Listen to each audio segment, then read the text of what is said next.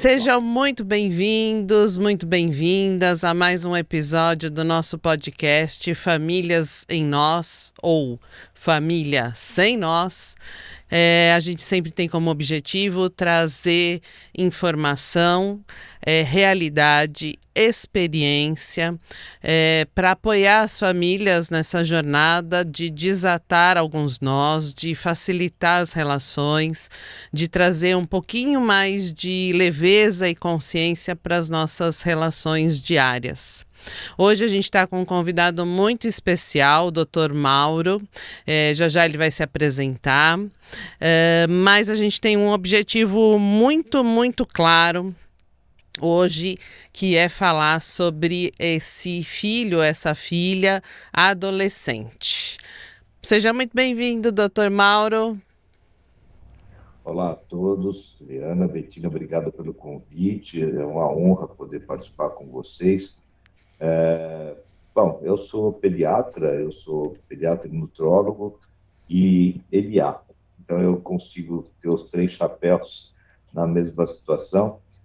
Durante quase 20 anos eu chefiei o departamento de nutrição da Escola Paulista de Medicina, o departamento de pediatria, e depois eu passei para a adolescência. Durante muitos anos eu também chefiei o setor, e atualmente eu coordeno o Centro de Nutrição e Dificuldades Alimentares do Instituto Pense, que é ligado ao Hospital Infantil Sabará.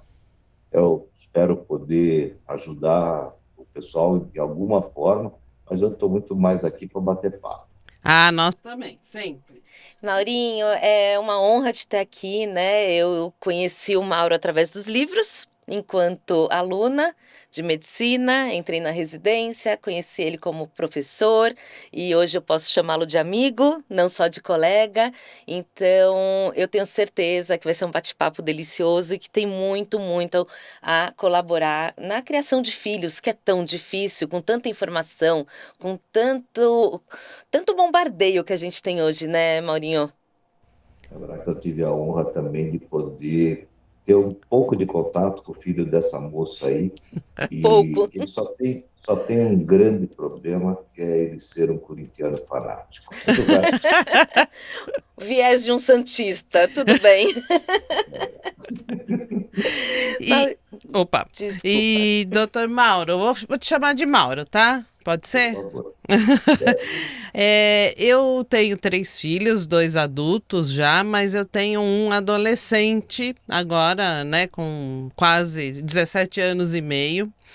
E tem um assunto que tem me incomodado bastante nessa faixa etária, que é sobre a sexualidade. Como a Betina falou, muito bem falado, eu percebo, né, hoje um excesso de informação, uma vastidão pouco monitorada, né, esses adolescentes com muito acesso a qualquer tipo de informação. E eu me sinto bastante investigativa para poder para a gente poder entender, para a gente poder até comunicar para essas famílias, né? Como você tem percebido esses adolescentes versus o excesso de informação, que antes a gente tinha sempre uma informação progressiva, né? E não tudo junto e ao mesmo tempo. Como isso tem ficado, né? O que você tem percebido nesses adolescentes que você atende sobre esse tema? Bom, esse é um tema extremamente complexo, porque nós temos muito pouca evidência sobre cada uma das situações. Eu vou te dar um exemplo básico. Quando eu era adolescente, nós não tínhamos muito contato com nossos pais sobre esse tipo de situação. Então, o que nós discutimos muito era com os nossos colegas. E alguns deles, por exemplo, tinham, obviamente, façanhas gigantescas, que a gente ficava olhando, esse cara deve ser, com certeza, um mentiroso, porque, com certeza, ele não passou por tudo isso que ele está falando. E a gente buscava também informações em livros, que era o que a gente tinha disponível, e a gente ia olhar o que tinha de livros de informação, e aquilo nos ia pautando, e a gente depois ia aprendendo com a própria formação. Não havia um volume de locais onde a gente pudesse trabalhar. Hoje nós temos realmente muito acesso à informação, mas eu não vejo o adolescente de hoje buscando informação.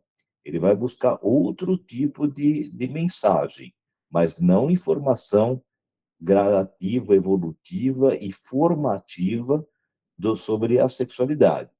Ele tem as suas dúvidas, mas ele vai buscar diretamente a um tópico, mas não sobre a formação da sexualidade. Por isso que eu acho que cabe muito a nós, pediatras,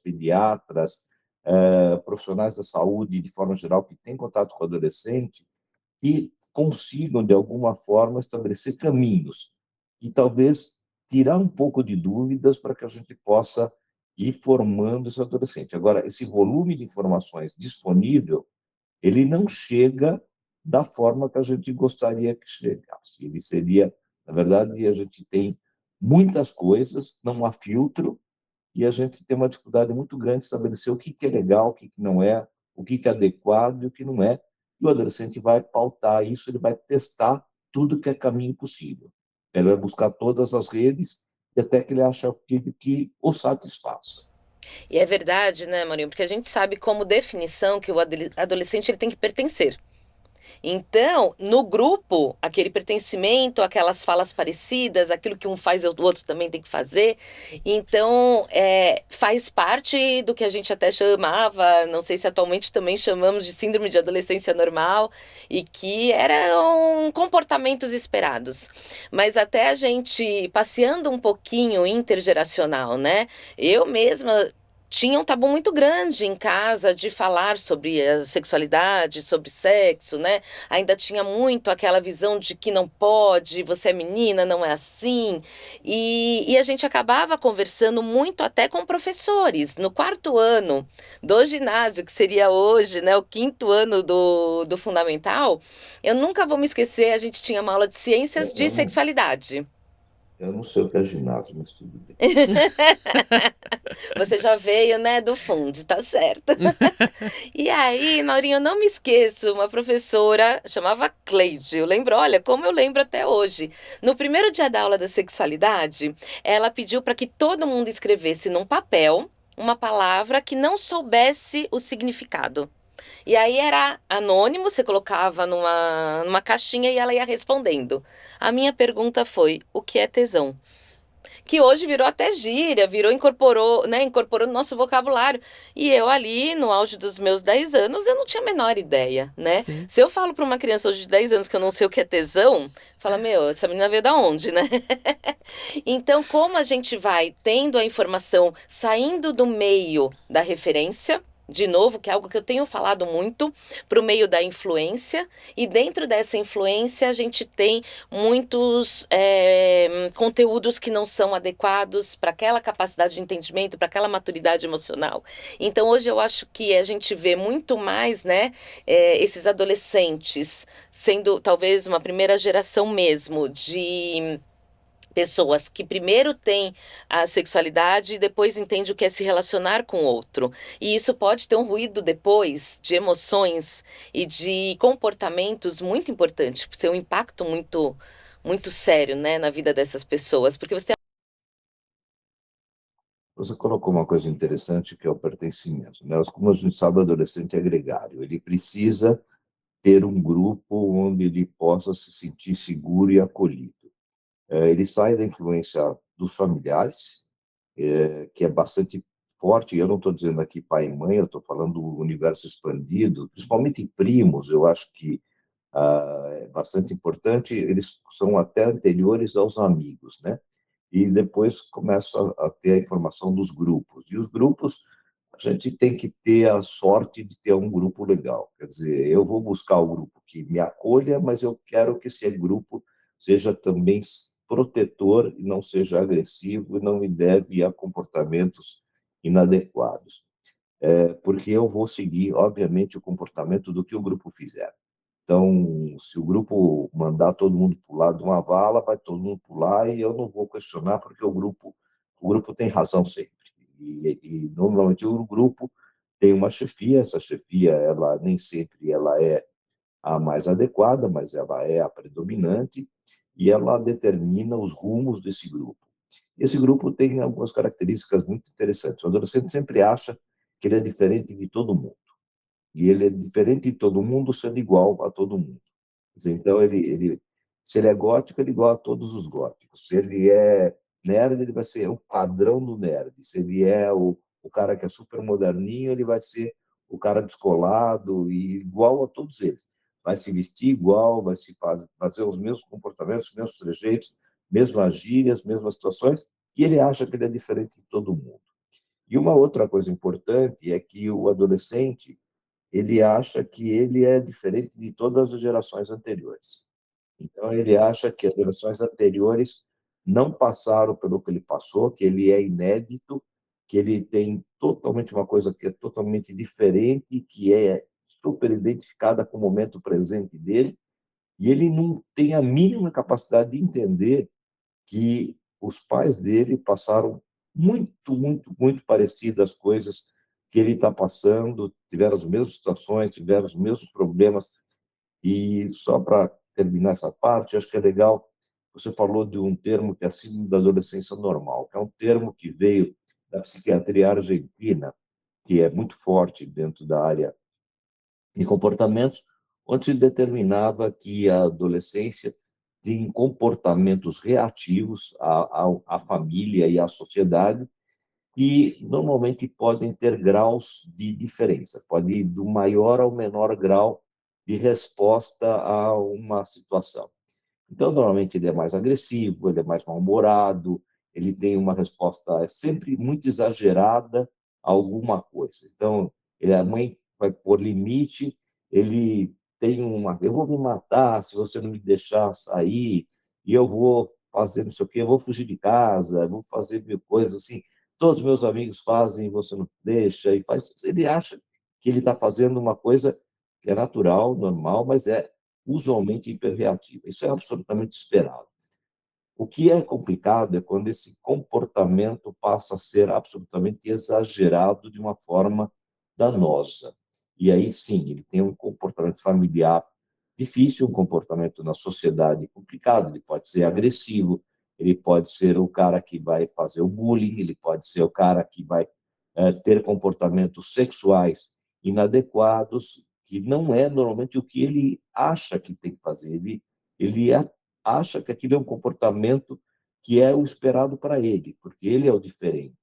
Então, esse cara que é exagerado, aí sim ele vai para o rumo da patologia, e é o grupo de controle mais específico. Mas esse grau de buscar meu espaço e de reagir é absolutamente normal e esperado para a adolescência.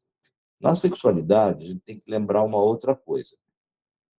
O nosso corpo ele vai maturando numa velocidade que é própria dele, que não é compatível com o desenvolvimento do nosso sistema nervoso central, e não é compatível com nossos comportamentos, e não é compatível com a nossa formação. Então, o corpo, de repente, ele desenvolve muito e eu não tenho maturidade para aquele corpo.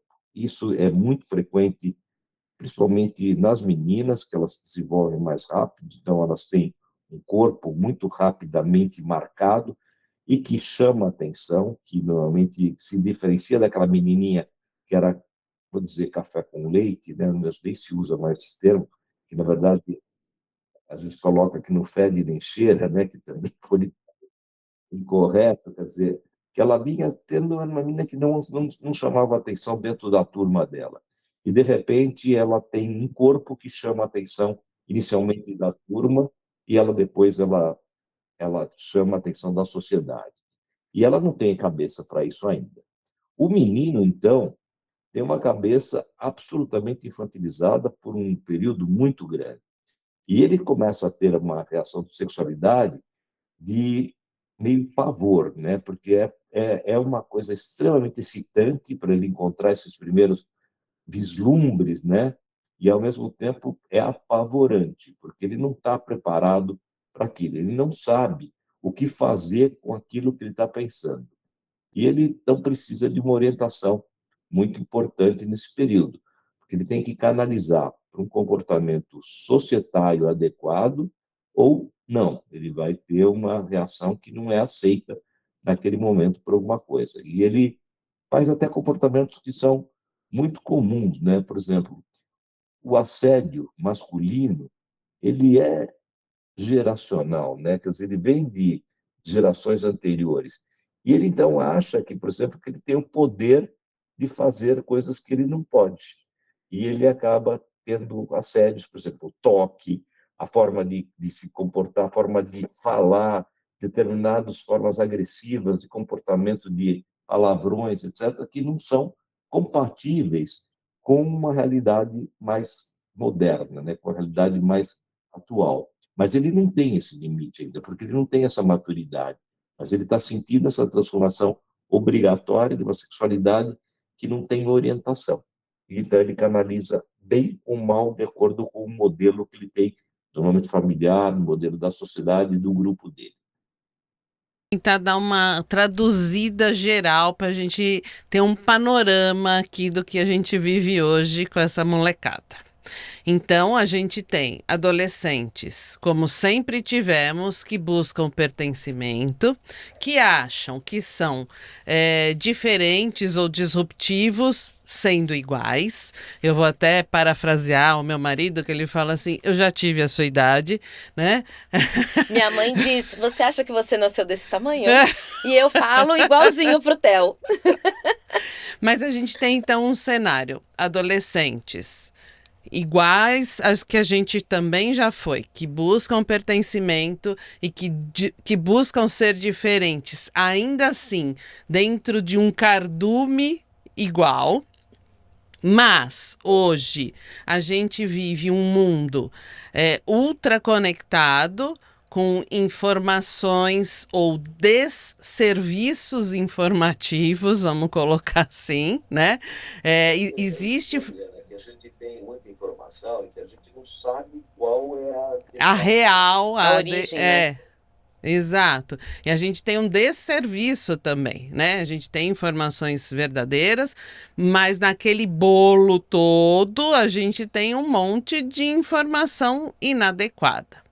E ainda, a gente tem um livre acesso a essa informação, o que na sua época talvez fosse um livro, na minha geração talvez uma revista aqui, outra lá, né? E hoje a gente tem uma gama de informação deturpada sobre essa sexualidade, uma busca enorme. Corpos, como você acabou de falar, corpos se desenvolvendo, ainda com uma maturidade emocional aquém, o que é natural, mas hoje ainda mais aquém o emocional, porque esse informativo foi além, tá? Tô tentando fechar o cenário aqui. E nesse informativo além, ainda eu tenho um excesso de validação por esse pertencimento, por esse corpo, que também é geral. Então, é uma panela de pressão que a gente, né, se encontra hoje, entre. E vou pôr mais uma pimentinha, que é a tal da performance. Isso que eu ia dizer, exato. Né, e que pode também Perfeito. ser a performance sexual, né, o viril e por aí E afora. essa performance, ela vinha antes desse modelo familiar e de primos, né, e depois de amigos. Agora a performance é uma exigência da mídia. A mídia, ele tem hoje ele tem um contato com essa exigência que vem não do contato boca a boca, ele vem do contato de uma informação mundial. E isso é a frequência. E ele se identifica com o que ele acha que é possível, com o corpo ideal, com o corpo modelo, com o corpo que realmente ele gostaria de ter. E se todo mundo acha que esse corpo é o padrão, que não é o padrão, na verdade ele é a exceção, na verdade, então, ele tem um risco de querer sempre chegar a uma coisa que é impossível. E é muito difícil para ele. Fantasiosa, mas que aquele cérebro que está ali acha que aquilo é um pódio real. E aí a gente vai entrar também na pornografia. né? O quanto ali é expresso uma performance utópica ou irreal, Sem relações emocionais nenhuma, né? que não, Nenhuma. não tange amor, não tange relação, não tange emocional, tange uma mecanicidade, talvez heróica, vou falar assim, tá? Por conta de ser extra, né? Por ser super humana, vamos colocar até nessa condição, não sei nem se posso, mas estou colocando. E aí eu acho que é uma confusão generalizada. E a Betina falou uma coisa da sua professora que já me encantou já de princípio, porque a escola também ela se retraiu nessa informação verdadeira, né, ou real, ou essa que foi maravilhosa, a postura da tua professora, ela partiu do interesse das crianças para dar as respostas, ou seja, ela fez o que há de melhor nesse assunto ou em qualquer um deles. E a escola, então, ela se omitiu disso. As famílias ficam naquela, puxa, não sei se vou, se não vou, porque a gente também já passou por isso. Aí a informação vem pelo grupo, como sempre veio, e por conta e dessa avalanche da mídia. Então eu percebo de fato um período bastante confuso para esses adolescentes que estão aí iniciando a Eu, vida eu, eu, sexual, eu amorosa, vou enfim. te colocar uma coisa interessante, né?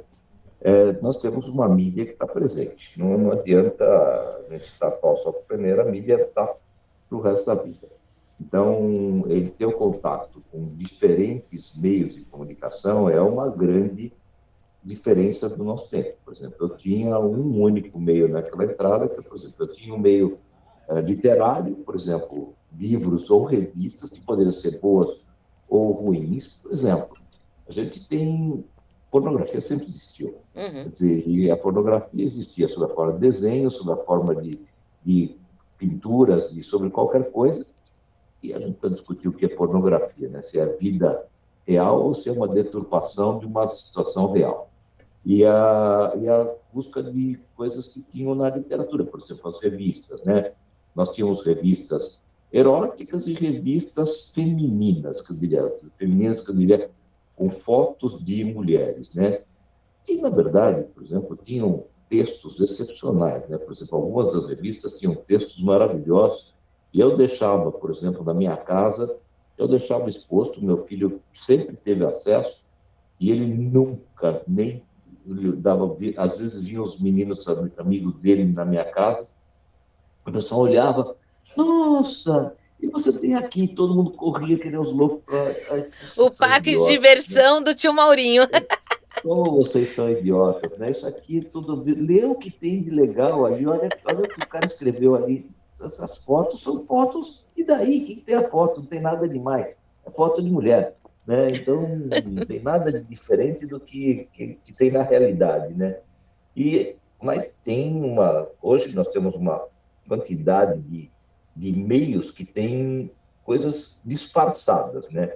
Então, eu tenho o TikTok, o Discord, uma série de outras coisas que podem ter fotos, podem ter vídeos, podem ter deturpações, podem ter desafios sexuais, que são coisas totalmente diferentes do que a gente tinha. Não tinha absolutamente esse tipo de situação. Eu não tinha uma possibilidade de ver que alguém me mandou fazer uma coisa diferente, de dar um nó e até sufocar enquanto eu estou tendo uma relação sexual. Isso não existia. Existia na Sim. literatura totalmente paralela. Hoje você tem o dia inteiro na internet isso presente. E você determinar o que é adequado e o que não é, vai depender muito do tipo de formação que o seu filho tem, né? Quer dizer, qual é a base que você deu, qual o grau de conversa que você tem, porque às vezes ele não tem condição de saber se aquilo é legal ou não, ele tem que te perguntar. Tomara que ele pergunte, porque aí você vai poder balizar. Mas hoje em dia nem todo mundo tem coragem de dar a resposta. Não, proíbe. Proíbe e acabou. E eu acho que a proibição simplesmente não vai resolver absolutamente nada, Nunca porque na resolveu, né, conversa. Maurinho? a primeira chance ele vai, obviamente, usar e usar muito mais. Então, eu acho que o grande problema é que as famílias também se omitiram do diálogo. Por quê? Porque elas também não tiveram muita formação. E essa é uma coisa clara. Nós todos tivemos formações ao longo do tempo que são baseadas na experiência e não no contato dos pais, claramente, meu pai, eu vou debater o que eu quiser, na hora que quiser, sem nenhum medo. Imagina, isso não existe. Quer dizer, então é uma coisa assim, eu vejo no consultório as famílias que simplesmente se omitem, olha, mas você não vai explicar nada para ele? Eu falei, eu vou te explicar a parte de saúde, mas a parte de comportamento tem que vir antes, tem que vir da tua casa. E não sou eu, como profissional, que vou colocar. Assim como as escolas hoje são obrigadas a fazer todo tipo de educação que não é relacionada à educação básica da escola. A escola virou restaurante, a escola virou centro de desfraude, centro de aprendizado de qualquer coisa. Então, tudo no desenvolvimento a escola hoje é obrigada a fazer. E a família se omite. Eu acho que tem que ter um pouco de divisão, né? É o resgate, né? Olha, Mauro, agora você tocou meu coração de novo, porque eu vivi 25 anos na escola e essa sempre foi a minha fala, né? O quanto que a escola virou tudo isso mesmo, né? De restaurante a clube, a consultório E, psicológico e tudo mais, porque a gente tinha que dar conta dessas crianças, desses adolescentes, mas o quanto a família precisa se colocar nessa presença do diálogo, independente, né, tá com medo, vai com medo mesmo, independente do medo, né, do tabu ou do que ela viveu enquanto filho, filha, né, para que a gente possa começar a ver esse assunto ou esse diálogo de uma forma diferente, porque do jeito que está, não me parece que vá para um bom caminho, porque eu percebo, né, no grupo vai de adolescente que eu vivo hoje ou que eu vejo hoje, uma falta de informação séria, inclusive sobre gravidez precoce, doenças sexualmente transmissíveis. Lógico, cada um vai fazer o que achar que for melhor para si entre quatro paredes. E não é sobre isso que a gente está falando. A gente está falando sobre uma consciência, sobre responsabilidades e consequências daquilo que se faz. Impacta nas suas escolhas e nas suas consequências, com toda certeza. Até essa porque mesmo esse que o tipo de. Mauro falou sobre consentimento, né? Uhum. Esse poderio Isso, masculino sobre o exatamente, feminino exatamente. e outras. Porque você ensinar, por exemplo, métodos contraceptivos, você ensinar o uso da camisinha, que realmente eles não sabem, e a escola não sabe ensinar nada disso, ensina totalmente errado. E no consultório a gente mostra que é uma coisa muito mais simples, muito mais fácil de bater papo, de conversar e de mostrar. E eles morrem de rir quando eu falo que a gente pode usar uma banana, né? E que a banana tem uma consistência muito parecida com o nosso pênis, então, eles morrem de rir, porque aí vai aprender a usar o preservativo na banana, e a gente acha que tem que treinar para poder usar na hora H, muito antes, para não ter que ficar nervoso na hora H. E isso vale para o menino, vale para a menina, e a gente tem que. Essas coisas da saúde, das doenças transmissíveis, da prevenção, do risco e da consequência, que é clínico, a gente consegue passar muito bem no consultório e extrapolar um pouco para a área comportamental, já que a consulta nossa é bastante longa, é individualizada, dá para conversar bastante. Mas não substitui nunca o bate-papo e a formação que deveria ter na casa, porque é onde realmente eu tenho o dia a dia. E a escola não tem espaço para isso. A escola é curricular, a escola ela está presa a um conteúdo e uma forma de disseminação da informação que não abre muito espaço para o comportamento que sai da rotina. Então, eu consigo fazer uma aula de educação sexual ela é fechada, ela é dura, ela não é uma aula aberta de discussão sem risinho, sem nada. É uma coisa que é bastante complexa.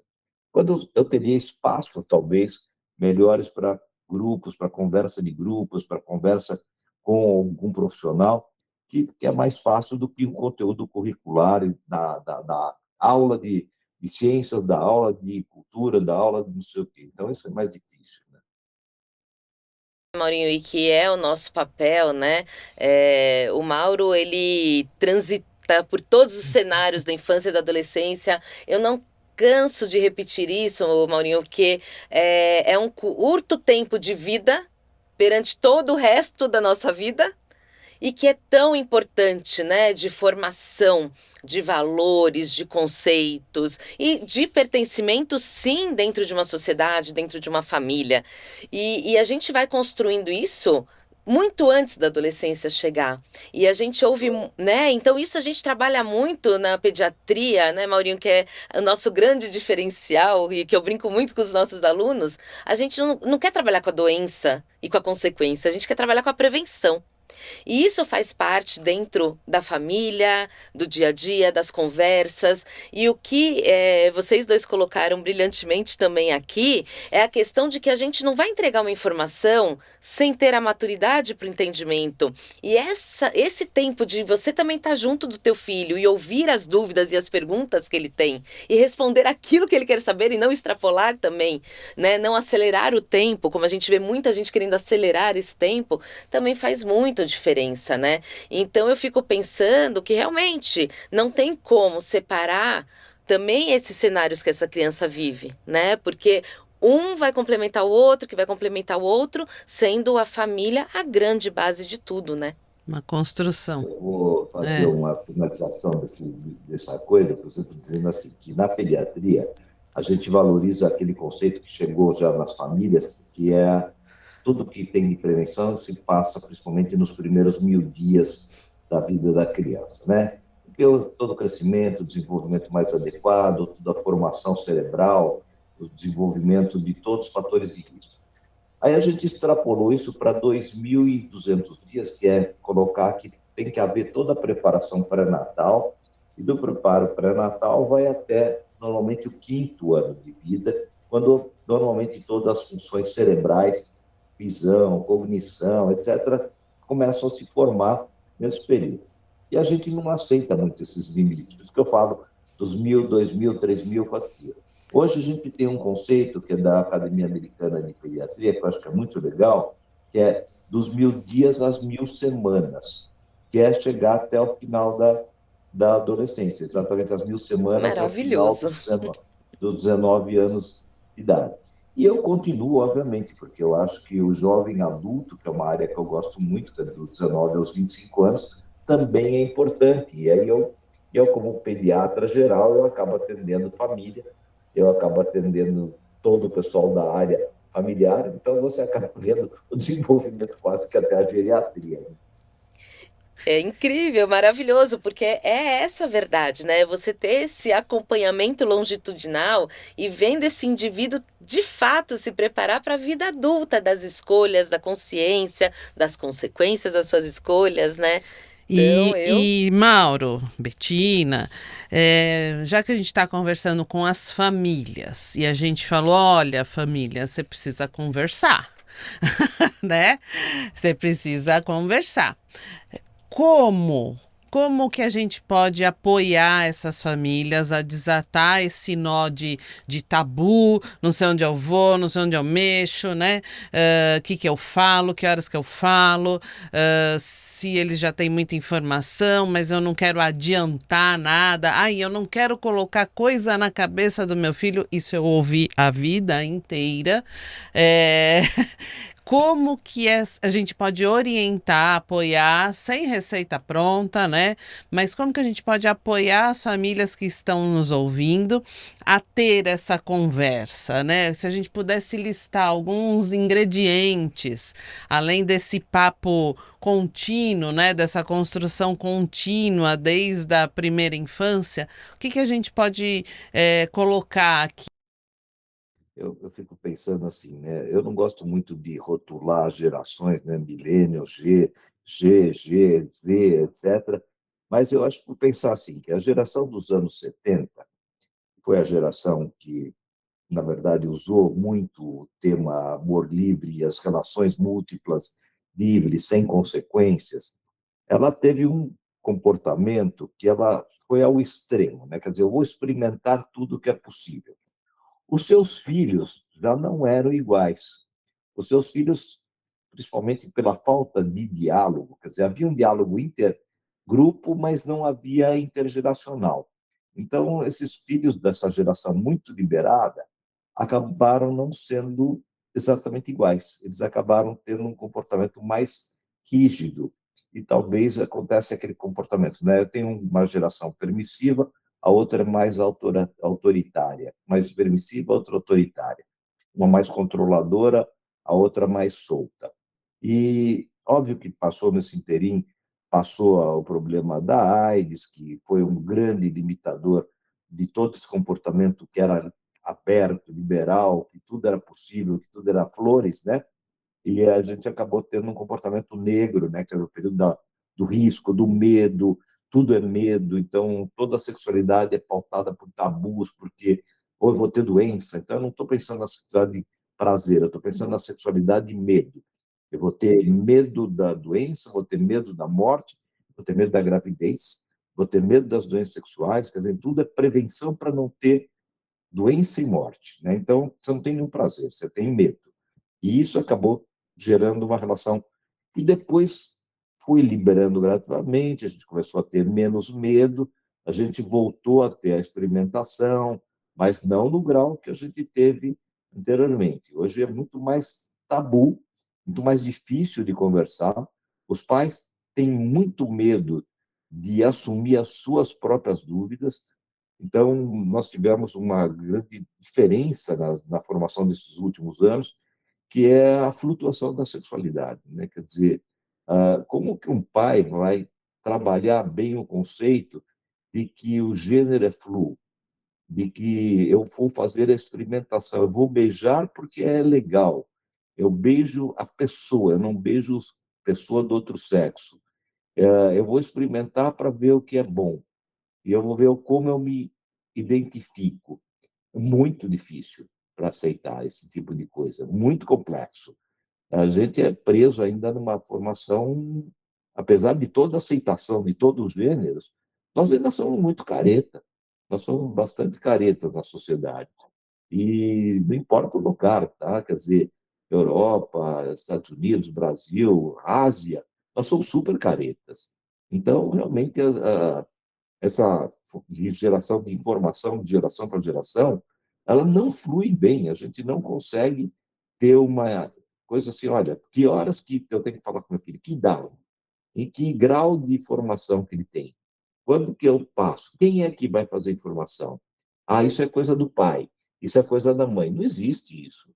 Isso é coisa da dúvida. Apareceu a dúvida, tem que responder na hora. E responder no pau. Responder na hora, sem subterfúgio, sem ficar inventando coisas, sem ficar tentando inventar teorias. Olha, usa a sua experiência. Olha, minha foi boa, foi ruim, faça assim porque eu não foi legal a minha. Talvez se você puder fazer outro tipo de coisa, você não vai fazer o mesmo erro que eu tive. Talvez fique mais fácil esse debate, esse diálogo, porque a gente tem que ser também responsável de que eu também errei e que eu posso talvez não ter tido o melhor tipo de formação. Então eu vou tentar te dar um pouco da minha experiência para você ter uma coisa mais legal. Aliás, quando você fez esse passeio geracional aí, eu costumo falar que eu tenho dois filhos do século XX e um do século XXI. E tem E mesmo. tenho mesmo, porque eu tenho dois do 33 e 30 e um de 17. Você é do século passado. Eu sou do século passado com um filho do século atual. E quanto que a gente tem que se observar, inclusive muito bem trazido, Mauro, sobre esses erros, né? Às vezes a gente, enquanto pai e mãe, a gente fica, não, não, não, vou mostrar só a melhor parte de mim, porque eu não posso errar. E não, não, não, não. A gente cometeu erros, os nossos filhos cometerão os mesmos, outros, e acho que o principal desse jogo todo é entender que, uma, ninguém é perfeito, dois, todo mundo passou por tudo isso, três, todo mundo vai errar, e quatro, se a gente tiver um pouco de abertura e de olho no olho, né, sem capinha de super pai, super mãe ou de super filho que vai extrapolar o mundo, a gente talvez consiga conversar numa boa, né? O que eu trago muito e que é um trabalho de formiguinha, principalmente nos pais mais novos, né, que começam a seguir comigo nesse momento, é que a gente tem que ser a referência, a gente tem sim que mostrar o limite, o certo, o errado, entregando informação, porque é uma geração que senão vai buscar em outras áreas de conhecimento que não a que a gente traz, mas mostrar uma verdade, né? Mas não deixar de ser uma referência. Ah, é porque eu sou o melhor amigo do meu filho. Eu sou muito mais do que o melhor amigo do meu filho, porque o melhor amigo vai trazer a informação que ele conhece, da idade dele. Eu tenho toda essa experiência, eu tenho toda essa vivência. Errei, acertei, quebrei a cara. Quando as mães falam, ah, é porque eu preciso. Não, vamos pensar, né? Você precisa. Mesmo quando é na questão tão simples e tão inicial, né, Maurinho, que é a amamentação, que é tão difícil, que é tão hoje em dia romantizada e de novo, as pessoas procurando a melhor das performances. E aí você vira para ela e fala assim: vamos entender, vamos ver como você se sente, vamos ver até onde você pode ir. E a gente nunca vai errar querendo errar. Quando a gente erra, nesse momento a gente quer acertar, mas a gente também experimenta essas sensações, mas num ambiente ainda autocontrolado, né? Eu fico rindo porque você está falando da amamentação, e eu fico pensando que hoje a gente, na adolescência, acho que logo, logo nós vamos ter um coach de adolescência, né? Porque tem coach para tudo, né? Então, nós vamos ter um coach para adolescência, para como passar adequadamente pela fase da adolescência. Mas quem é esse coach? Talvez pode ser o psicólogo, que eu acho que é realmente um grande profissional para ajudar nessa fase, mas qual é o adolescente que quer passar por uma condição de tratamento psicológico se a família dele também tem uma série de preconceitos gigantescos para ir ao procurar ajuda de alguma forma? Então, esse procurar ajuda é muito difícil, tanto para os pais como para a criança, para o adolescente. Então, ele precisa ter uma maturidade para poder saber que, olha, estou mal, eu não consegui ter a resposta com vocês, eu preciso de ajuda de mais alguém, eu preciso de ajuda de alguém que possa me dar a resposta que eu preciso, porque não tá fácil para mim. Esse sofrimento que a gente tem, que fica embutido, que as pessoas acham que é bonito, não é bonito, na verdade, acaba muitas vezes dando comportamentos muito agressivos, muitas vezes deprimentes, comportamentos difíceis de manusear, como, por exemplo, o cutting, né? A criança que se corta, a criança que se machuca, o adolescente que vai buscar um outro padrão de sofrimento, o adolescente que vai para a sexualidade irrestrita, que ele vai buscar tudo que é sem proteção nenhuma, como para buscar, olha, eu sou indestrutível, eu sou o cara que nunca vai acontecer nada, e acontece, né? A gente tem alguns trabalhos que mostram uma coisa muito interessante, e a primeira relação, normalmente aqui no Brasil, o trabalho que o Jairo Bauer fez durante muitos anos, ele mostrou que mais ou menos 40 e poucos por cento dos adolescentes têm a primeira relação desprotegidos, sem uso da camisinha, a primeira relação. Eles têm o conhecimento, eles têm o acesso e eles não usam. Por quê? Porque foi o momento. Foi o momento, eu me deixei levar, eu perdi o controle, que é o que acontece no momento. Eu estou numa festa, eu estou dopado, eu estou bêbado, eu estou com alguma coisa, apareceu a ocasião, ou eu nem queria, mas apareceu, e então acontece esse momento de desproteção. E aparece a primeira gravidez, Uhum. porque ninguém é isento. E eu falo assim, bom, eu não sei o que é, uma coisa para ele, que para a vida dele vai ser pior, se é a gestação, se é pegar uma doença mortal, se é pegar alguma coisa, mas a gravidez é para o resto da vida, e é uma responsabilidade para o resto da vida. E é uma coisa que é uma alegria, mas pode ser uma coisa extremamente complicada. Então, a gente tem que tomar cuidado com essa informação que chega, porque eles têm informação. Muitas vezes eles têm a informação e eles não praticam. E esse não praticar leva a comportamentos de risco. Isso é uma coisa que é baseada em números, então não estou baseado só em comportamentos anedóticos, que a gente diz, quando é de casos pessoais, né? Então, acho que esse risco existe, a gente tem que ter uma forma de mostrar que, olha, eu uso preservativo desde o primeiro momento que eu vou ter contato sexual. Isso não significa que eu vou ter relação, porque o líquidozinho da ponta do espermatozoide, da ponta do pênis, é tão cheio de espermatozoides quanto qualquer coisa. Então, tem que tomar cuidado com pequenas informações que não estão, às vezes, dadas no momento apropriado, e com isso ela se perde. E com isso eu perco o momento da capacidade de passar uma informação legal. E sabe, Mauro, você falou uma coisa que agora me surgiu um outro triplex aqui na minha cabeça, que é a seguinte: a gente sempre desde o primeiro episódio que a gente gravou aqui, a gente falou que nem todo conhecimento nos tirava, né, desta parte emocional automática da vida, né? Ou seja, quando a gente está envolvido emocionalmente, que é o que acontece sobremaneira aí com essa adolescência, né? Esse impulso, né? Eu tô envolvido emocionalmente, eu tô num turbilhão emocional e que é natural também.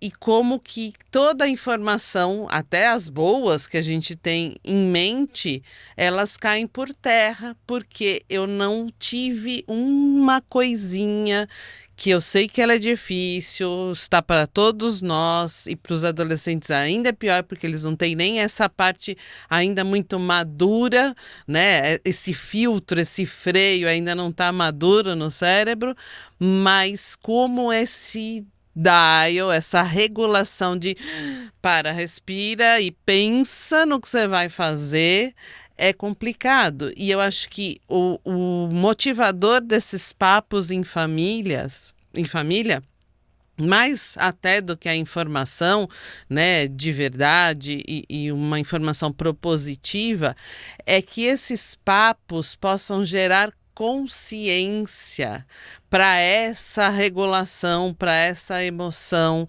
para esse. E veja, não quero gerar, né, robotizar nada, não, preciso parar, respirar. Não, vai viver a vida, vai se emocionar, isso é ótimo.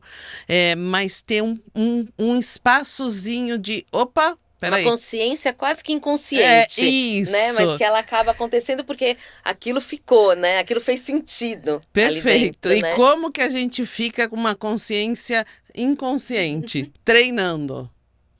Treinando diariamente. Falar, opa, peraí. Opa, peraí. Opa, peraí. Que esse opa, peraí, a gente perdeu também com a velocidade da luz que a gente vive hoje. É o chamado conte até 10, né? Quer dizer, então, na verdade, Isso. a gente Eu falei que, perdeu. como mãe, quem inventou conte até 10 foi homem, foi pai. Porque não dá tempo. E a outra coisa que a gente tem que pensar é assim, né? Quando eu faço um determinado comportamento, eu vou dar um exemplo bobo. Por exemplo, eu estou no corredor, tá, na fila de escola, e eu empurro alguém que eu acho legal, que o cara vai cair, vai derrubar os livros, que vai derrubar a mochila. Eu penso assim, se fosse com você ia gostar? Então, assim, pense cada vez que você vai fazer alguma coisa, se você gostaria que fosse com você, fosse com a sua irmã, que fosse com a sua mãe, que fosse com o seu pai. Então, pensa o que tem de importância nesse comportamento. Quer dizer, porque esse processo vai me dar, talvez, uma ideia assim, opa, talvez não é legal, talvez eu não Construção da gostaria de tomar um empatia, tapa. né, Maurinho? Talvez eu não gostaria de tomar um tapa na cabeça todo dia, como é legal, meus amigos, todo mundo dá tapa um no outro. Aí eu falo assim, pô, eu não é tão legal assim, eu não quero. Dói, isso aqui incomoda e está me enchendo a paciência. Então, assim, eu não vou fazer porque eu não queria tomar eu também. Mas o grupo, se tá, todo mundo se estapeia o tempo todo, alguém uma hora tem que falar assim, pô, isso não é legal, Chega, né? isso não é legal.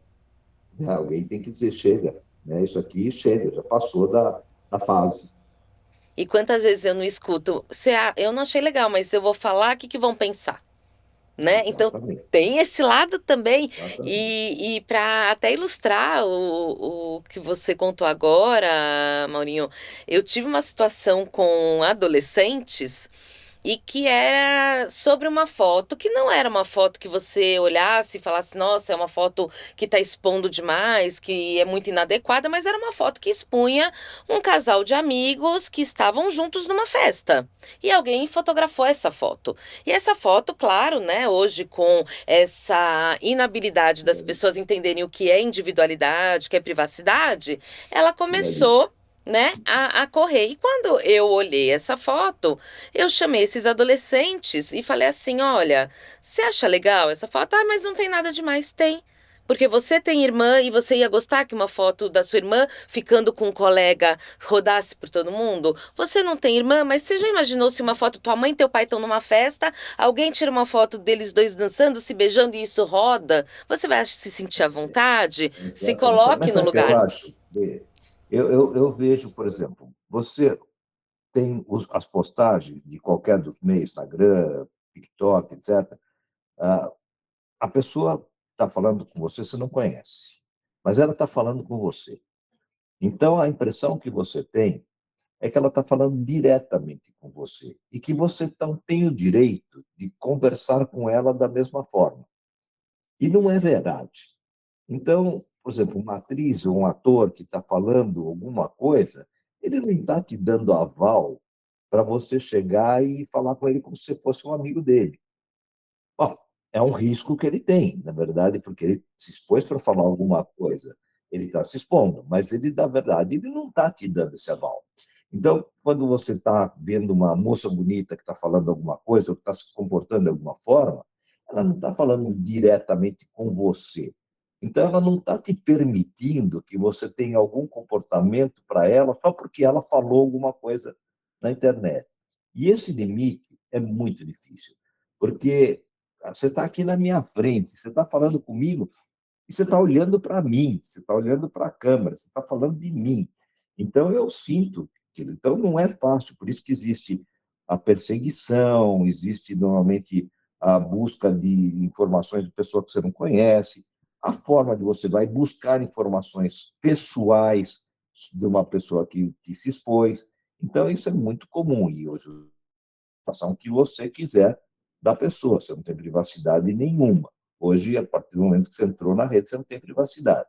Então, você tem todas as informações possíveis. Agora, o que você vai fazer com essa informação é que você tem que ter um freio.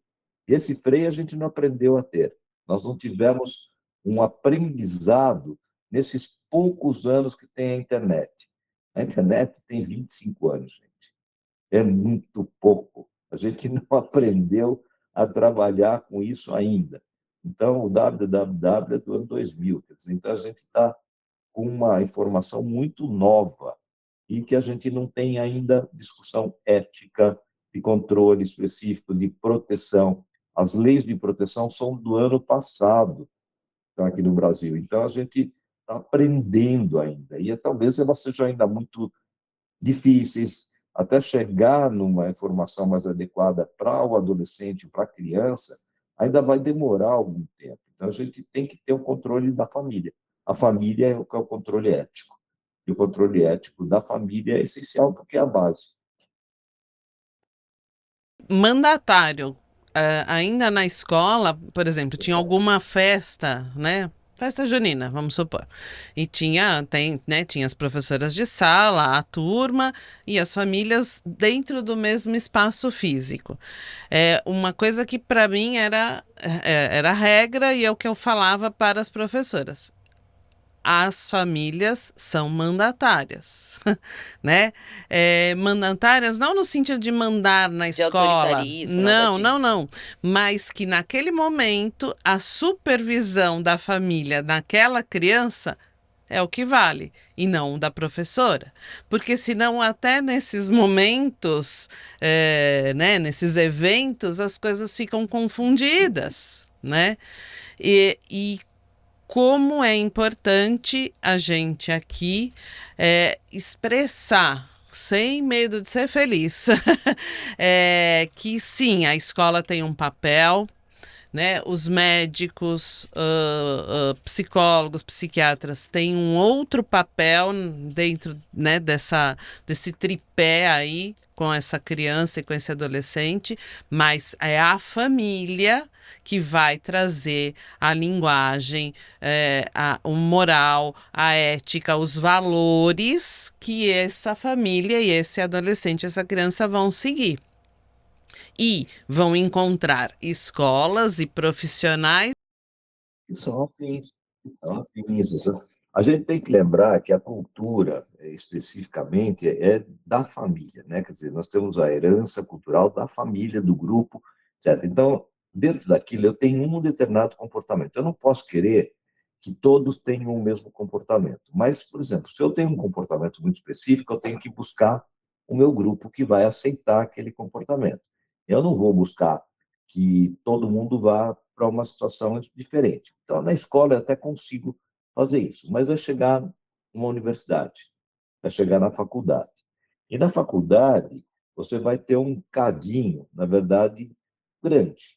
Especialmente agora, com as cotas, etc., eu tenho um grande cadinho, uma grande formação de inclusão, de diversidade que a gente nunca teve e acaba tendo choques bastante importantes, choques de vivência, de recursos sociais e econômicos, de experiências passadas ou não, de tempo que eu entrei na faculdade. Por exemplo, eu entrei muito moleque na faculdade, estava até conversando ontem sobre isso.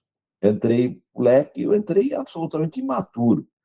Se eu tivesse entrado talvez um ano depois, provavelmente eu teria tido uma outra experiência que provavelmente assim, o que adiantou eu chegar mais cedo? Valeu a pena correr? Não sei. Eu acho que, por exemplo, esse ano de experiência poderia ter sido muito diferente na minha vida. Então, eu acho que a gente sempre tem que pensar assim: eu tenho que ter uma forma de oportunizar e de trabalhar melhor com esses grupos que a gente tem. E esses grupos são inevitavelmente diferentes. Então, eu tenho que aprender a me comportar dentro de um universo que é muito diferente, talvez, da minha formação. Eu vim protegido por um período e, gradualmente, eu expandi, eu me abri para uma forma totalmente de contatos. E nesse contato, às vezes, é que eu tenho alguns choques, né? Porque eu saí do meu grupo protegido, do meu grupo onde eu pertencia, e agora não, agora eu estou desprotegido, eu estou num universo que é muito multicultural, multidiverso, que eu não tinha. E isso é interessante, porque é isso que dá a formação. E a gente às vezes acha que até pode ser tardia. Por isso que eu acho que é muito legal essa diversidade anterior, né? Que a gente saia um pouco dessa proteção, apesar de que ela é muito confortável, que a gente saia um pouco antes e a gente enfrente os nossos desafios, né? Que a gente tenha a possibilidade de ter riscos maiores com uma forma de aprender dentro desses riscos. A gente, eu acho que também a diversidade ela é promotora de desenvolvimento, porque eu vou experienciar uma coisa que eu nunca vivi pelo outro, né, nessa troca. E também acho que quanto antes melhor, desde que eu tenha muito apoio da minha família, Com né? certeza, Para que eu obviamente. possa emocionalmente lidar bem com tudo isso também, né? Eu vou dar só um exemplo muito interessante. Quando eu estava no exterior, as famílias normalmente tendiam a colocar os filhos, quem tinha recurso, nas escolas americana, inglesa, francesa, alemã, de acordo com sua ideia, né? Tinha todos os tipos possíveis em todos os lugares. E, normalmente, você acabava tendo uma vivência que nem sempre era a do seu nível social e econômico. Por exemplo, se você é de uma classe mais baixa, de repente você entra numa escola específica, que tem um universo social e econômico muito diverso, você acaba tendo comportamentos que são complicados, você tem choques, né? Ah, eu quero ir no passeio, mas eu não tenho recurso para ir nesse passeio. Todo mundo vai fazer uma excursão, não é mais para Fernando de Noronha. Hoje todo mundo vai para a Europa, vou para Cancún, vou para qualquer outro lugar. E eu não tenho esse recurso. Como que eu vou aprender a usar isso? E eu tenho que usar uma família que tem que me dizer, olha, você não tem, mas isso não é o que vai ser o importante na sua vida, mas isso não é fácil. Colher a frustração também daquele momento, né, Maurinho? Que É naquele terrível, momento é não, terrível. mas isso não quer dizer, e eu extrapolo o que a Talvez o gente. futuro, talvez o futuro. Sim, e eu extrapolo tudo que a gente conversou, de novo, da importância e da presença, né? Desse espaço, dessa conversa, que não é quantidade de tempo, é qualidade de tempo que a gente tem com os nossos filhos e como a gente pode formá-los adultos seguros. Então, toda essa conversa, ela acaba permeando esse caminho, né? Que a gente estando do lado e a gente podendo ter conversas abertas, conversas oportunas, sempre pensando numa fase que talvez eu consiga me antecipar a um amigo, eu vou ter um adulto muito mais seguro.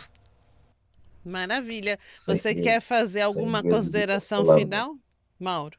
Eu acho que a Desculpa. gente tem que ter, normalmente, uma ideia de que a gente precisa expor o que a gente tem, que dá a ideia que a gente quer, a gente tem que expor, mas não é todo mundo que precisa dar toda a opinião sobre tudo. Nós não temos, na verdade, Raul Seixas já dizia isso claramente, eu não preciso ter opinião formada sobre tudo, eu não preciso falar sobre tudo, eu não preciso dizer. Então, o influencer, o adolescente, ele sofre uma influência muito grande de pessoas que querem falar e não têm conteúdo ou não têm ideia, mas são muito bons comunicadores ou têm uma forma de comunicação, que eu não entendo às vezes, uma dancinha ou uma forma diferente de comunicar, que acaba atraindo o adolescente. A gente precisa filtrar, precisa ter controle, precisa avaliar o que ele está vendo, a gente precisa ver o que está vendo e a gente precisa conversar. Então, esse é o negócio, é diálogo, e o diálogo não é fácil, o diálogo é uma coisa a ser conseguida com experimentação. Eu acho que esse é o grande. Experimente e converse. De um pressuposto de dar e receber, né? Como é importante esse pai, essa mãe, essa família também estarem abertos a ouvir, né? E não e ouvir, entender aquela demanda, entender aquela necessidade atual, diferente das que a gente teve, talvez, ou não, mas estar aberto a ouvir, porque eu percebo em alguns momentos que a gente tem experiência, a gente quer passar aquela experiência na melhor boa vontade, boa intenção, como a B falou, mas a gente às vezes não está disposto a ouvir. E esse diálogo, ele pede, né, essa moeda de troca para que seja construído de fato dentro do entendimento daquelas pessoas que estão dialogando. Senão, né, vira um sermão da montanha, como eu às vezes falo para o meu marido, eu falei, gente, sermão da montanha agora não. É... e mais para a conversa, né? A conversa bem estruturada. Mauro, muito, muito obrigada pela sua participação, pela sua presença, pela sua fala, pela sua experiência, pelo seu conhecimento, pela sua experiência de vida que você debruçou aqui para gente, para quem está ouvindo. Muito fundamental essa nossa conversa. Eu já fiquei fã também. A Betina Eu que já era, eu agradeço, acho fiquei. que foi eu que agradeço, o tempo voou, eu acho que vocês vão ter um problema grave de edição aí, mas eu achei genial poder conversar com vocês, é sempre um prazer muito grande poder bater papo, contar um pouquinho da nossa experiência, e eu estou à disposição para quando vocês quiserem. Nós temos muitos temas legais para a gente conversar e, se a gente puder, a gente está aqui com vocês outra vez. A Muito gente vai obrigado. fazer uma série de temas super importantes. E quando eu fiz o convite em nosso nome para o Maurinho, a primeira coisa que ele falou: você sabe que eu falo muito, você também. A Adri ele ainda não conhecia, mas agora já conhece, então já sabe, né, Maurinho, que a gente gosta de trazer Fala mesmo muito. as informações. Foi uma delícia esse nosso bate-papo e algo que tenho trazido e que tem me incomodado de fato é a referência perdendo espaço para influência. Então, influência ela é importante, influência ela veio hoje para ficar como uma comunicação, meio de comunicação mais importante, né? Na nossa época tinha pausa entre os programas com a propaganda. Hoje em dia a influência ela é 24 horas por dia e trazendo essa informação dessa maneira, mas que a referência ainda também possa ter o seu espaço e não precisar ser traduzida pela influência, para a gente conseguir atingir as pessoas. Então, espero que de fato esse bate-papo de hoje tenha feito muito sentido para vocês. Vocês comentem, perguntem, a gente quer interação, a gente quer poder dividir esses assuntos que são tão importantes e sempre vão ser tão atuais. Então, não esqueçam de seguir o Famílias em Nós ou Famílias Sem Nós nas redes, no YouTube, no TikTok, no Instagram, no LinkedIn. E também sigam o Dr. Mauro Fisberg e o Instituto Pense, que traz informações muito bacanas sobre a saúde na infância e na adolescência. E de todo o meu coração, muito obrigada, Maurinho.